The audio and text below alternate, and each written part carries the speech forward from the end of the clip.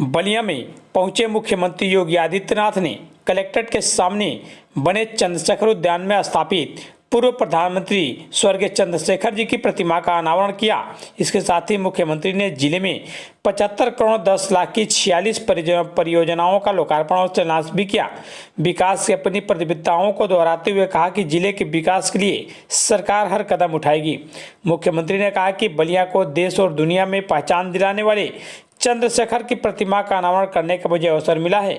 उन्होंने अपने हमेशा मूल्यों की राजनीति की है। उन्हें हर व्यक्ति की परख थी। कश्मीर से लेकर कन्याकुमारी तक उनके प्रशंसक मिले। सीएम ने कहा कि देश में जब लोकतंत्र को रोकने का प्रयास हुआ तो चंद्रशेखर जी मुखर हुए थे। स्वदेशी आंदोलन में वह लोकप्रिय थे। उनके खिलाफ कोई भी अभद्र टिप्पणी नहीं करता था। मुख्यमंत्री ने कहा कि चंद्रशेखर ने लोकतंत्र को मजबूती प्रदान करने में अहम भूमिका निभाई है। आज भारत वैश्विक मंच पर अपनी अलग पहचान बना रहा है। बलिया बागी स्वभाव के लिए जाना जाता है। यह हजारों सालों पुरानी है। मुख्यमंत्री ने कहा कि यहाँ की सब्जी दुनिया के बाजार में बिकने के लिए अब जाएगी। विभिन्न प्रकार की ताज़ी सब्जियाँ भेजी जाएंगी।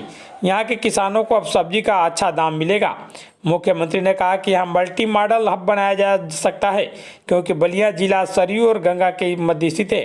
कृषि उत्पादक संगठन को बधाई देता हूँ। यहाँ असीमित ऊर्जा है।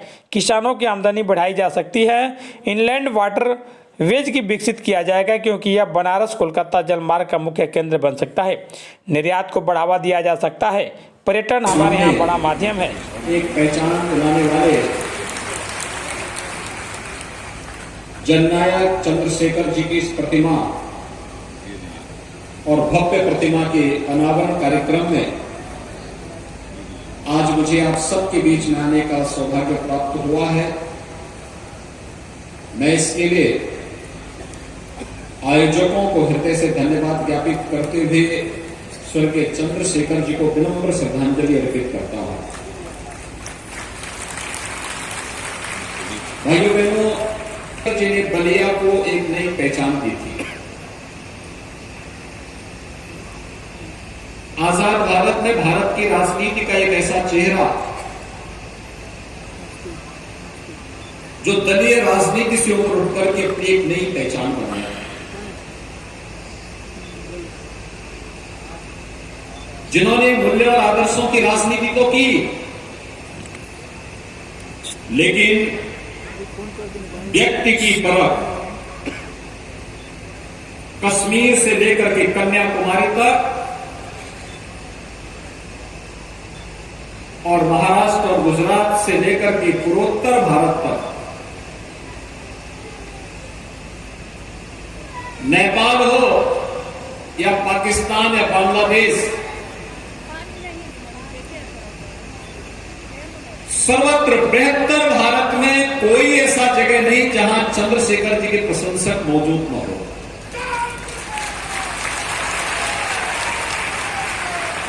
हर व्यक्ति के साथ संबंधों को बनाना और संबंधों का निर्वाह भी करना। मूल्यों की राजनीति की जब बात आती है, देश की आवश्यकता के अनुरूप उस प्रकार का कदम उठाने का साहस भी अगर किसी में था तो वह चंद्रशेखर जी में ही था।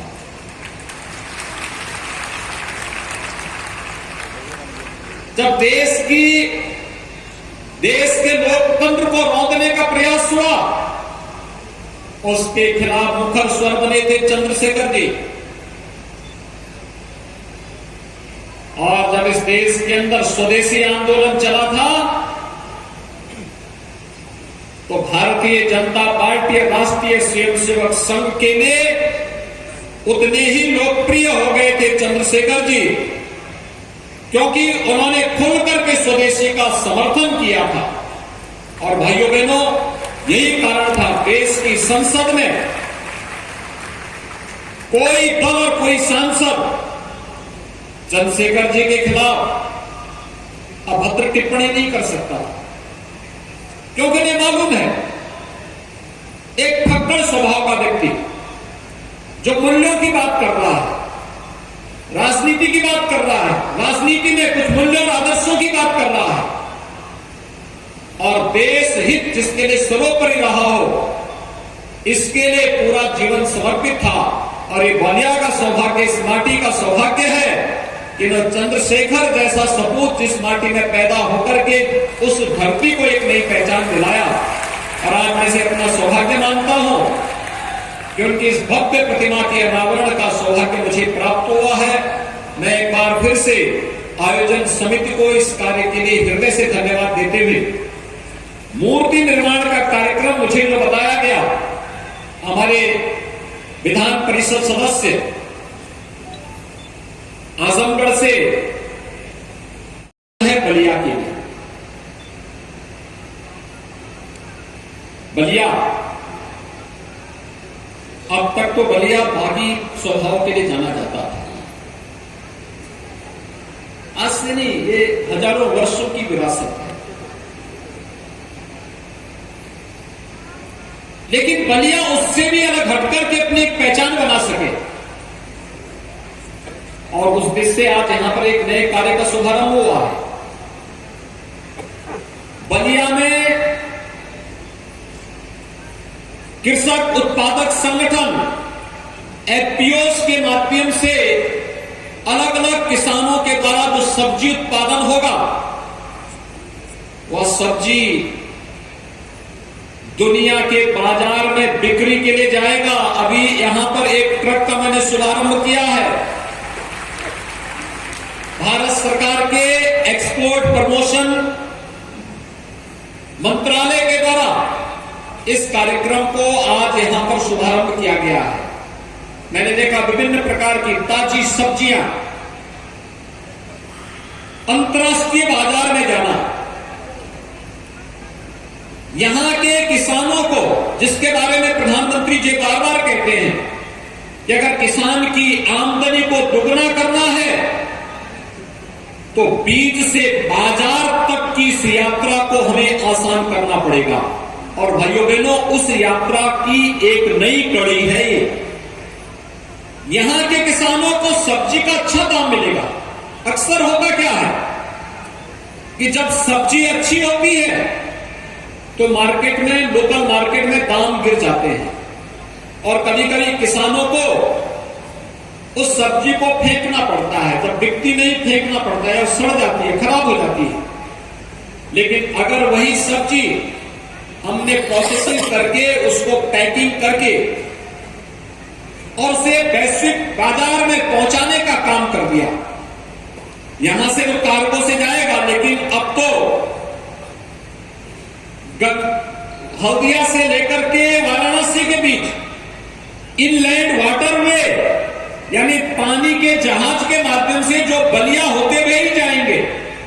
और मैं चाहूंगा कि इस दिशा में बलिया के पास भी अगर तमाम एफपीओज यहां के कृषि उत्पाद को वैश्विक बाजार तक पहुंचाने के लिए तैयार हो, तो यहां पर मल्टी मॉडल